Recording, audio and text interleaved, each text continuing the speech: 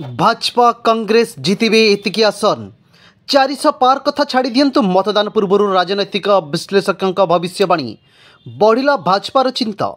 देशर षष्ठ पर्याय पर भोट आरंभ हो जाइछि। तेबे मतदान ठीक पूर्व राजनैतिक विश्लेषक जोगेंद्र यादव तांकर शेष भविष्यवाणी प्रकाश करिसेंति।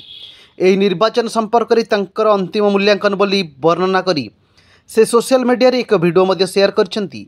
ए वीडियो रे से कहिसंती जे तांका अनुसार भाजपा एवं विरोधी इंडिया मेंट एथर लोकसभा निर्वाचन में केते आसन जितिबाकू जाउछंती।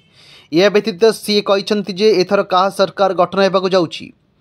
लोकसभा निर्वाचन में तांकर अंतिम मूल्यांकन करी जोगेंद्र यादव कहिसंती जे एथर भाजपा 240 रु 260 आसन जिति परिबो, जेउठारे भाजपा सहयोगी माने निर्वाचन में 35 रु 45 सीट हासिल करिपारंती।